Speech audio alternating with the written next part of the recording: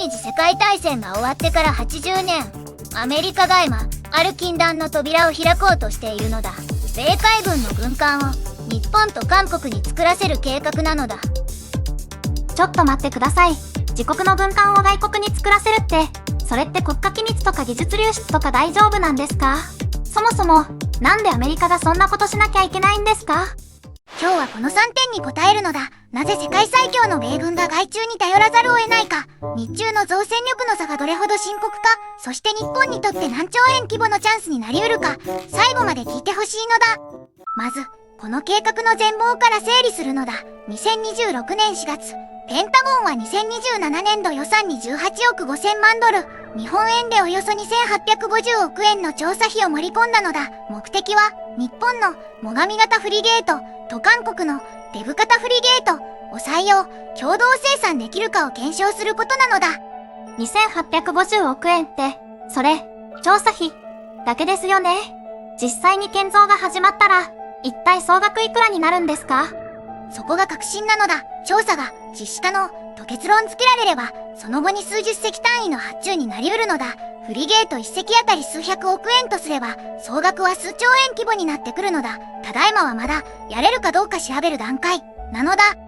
そして、これが第二次世界大戦以来初めて米国が外国から主要水上戦闘艦を調達する歴史的転換なのだ。なぜここまで追い詰められたのか、その根っこには3つの深刻な問題があるのだ。1つ目は慢性的な遅延なのだ。米国の軍艦建造は当初予定より数年単位で遅れることが当たり前になっているのだ。2つ目は深刻な労働力不足。造船所で働く熟練工が高齢化し、後継者が育っていないのだ。3つ目はコスト超過なのだ。当初の見積もりから2倍、3倍に膨らむことも珍しくないのだ。遅延、人手不足、コスト超過って、それって普通の建設業でもよく聞く話ですよね。でも軍艦レベルでそれが起きてるって、アメリカの製造業全体がやばいってことじゃないですか？鋭い指摘なのだ。これは軍艦だけの話じゃないのだ。アメリカの製造業は1980年代から空洞化が進み、利益率の高いソフトウェアや金融に人材が流れたのだ。結果として、物を作るインフラが根本的に弱体化してしまったのだ。いわば、料理が得意だったシェフが長年デスクワークをしていたら、包丁の扱いを忘れていた、そんな状態なのだ。そして今、アメリカは中国という、超速シェフ、と対峙しているのだ。USNI ニュースによると、中国は現在、年間6隻から10隻の駆逐艦を生産しているのだ。一方、アメリカは年間1、2隻、単純計算でアメリカの4倍から6倍のペースで中国は海軍力を拡大し続けているのだ。年10隻対年2隻。この差、今すぐ埋めようとしても物理的に無理じゃないですか。造船所を増やすにも、熟練工を育てるにも何年もかかりますよね。そこで、外注という発想が出てくるのだ。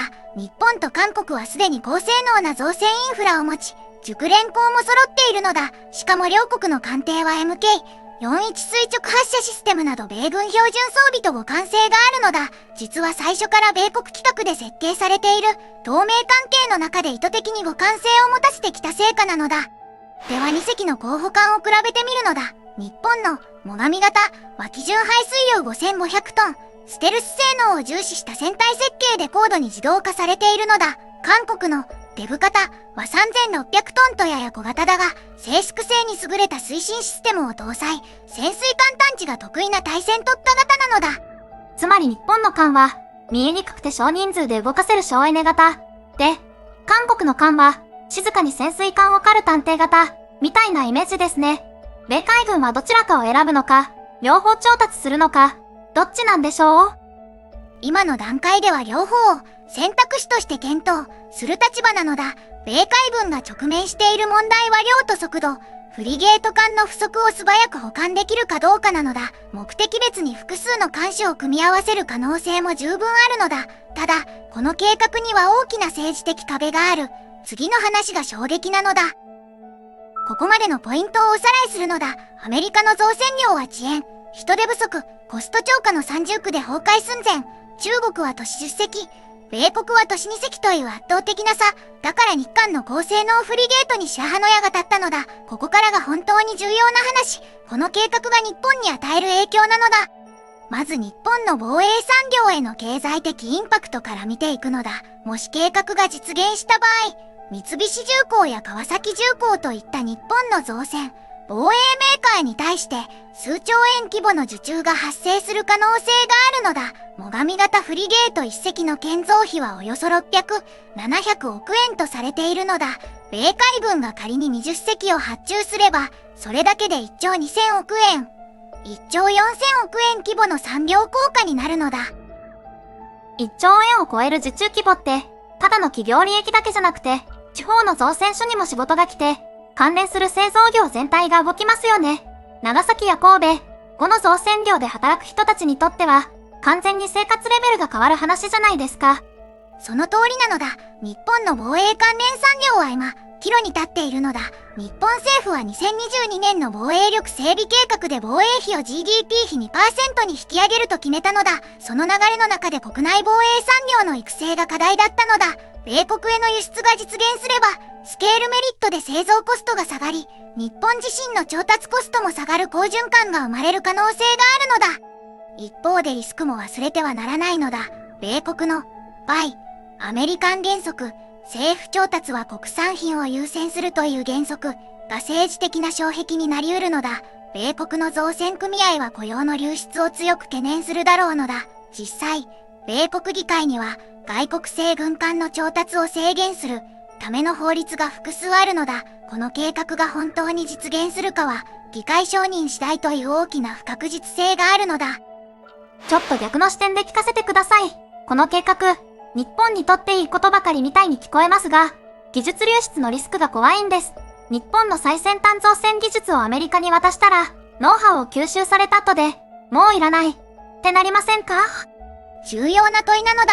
ただ、今回の文脈では、技術を教えて捨てられるより、共同生産で依存関係を深める方向性が強いのだ。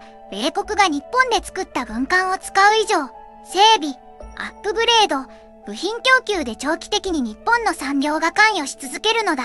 むしろ依存されることが日本の地政学的な立場を強化する。これは今まで日本になかった新しい安全保障カードなのだ。冒頭でこう言ったのだ。アメリカが禁断の扉を開こうとしている。と、ここまで掘り下げてみると、その禁断の扉は日本にとっても新たな扉でもあるかもしれないのだ。戦後80年間、日本は安全保障をアメリカに頼り続けてきたのだ。今度はアメリカが日本の造船力に頼る。この逆転現象が持つ意味は軍事を超えた外交、経済の問題なのだ。では3つのシナリオを提示するのだ。シナリオ A は、計画が議会を通過して日本が大型受注を得る。楽観シナリオ、日本の防衛産業が国際標準に躍り出て、造船業に1兆円超の雇用が生まれるのだ。シナリオ B は、バイ・アメリカン原則の壁に阻まれて頓挫。歴史的に米国議会は外国製軍受品の調達に強く抵抗してきたのだ。そしてシナリオ C が、僕が最も起きやすいと思う折衷案なのだ。設計は日本が担当し、製造はアメリカの造船所で行うハイブリッド方式なのだ。これなら、バイ・アメリカンも守れるし、日本の技術も生きるのだ。技術ライセンス料という形で継続的な収入も入るのだ。半年後、2026年秋の米議会予算審議がその答えを出すのだ。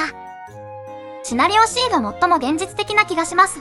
でも正直に言うと、みんなが気にする大企業の株価より、造船所のある地方、長崎や神戸や呉で実際に働く人たちの生活がどう変わるか、そこが気になります。今日覚えてほしい数字は、都市渋滞都市2なのだ。中国の都市10隻に対して米国は都市2隻。この差が世界最強と言われた米海軍を外注という禁断の扉に向かわせた本質なのだ。日本は今、80年越しに守られる側から作る側へと立場が逆転する歴史の瞬間を目撃しているのだ。みんなはこの計画が実現すると思うか？実現するか頓挫するかコメント欄で教えてほしいのだ。明日はこの外注計画が日米同盟の構造そのものをどう変えるかを掘り下げるのだ。チャンネル登録と高評価で続報を待ってほしいのだ。また明日、なのだ。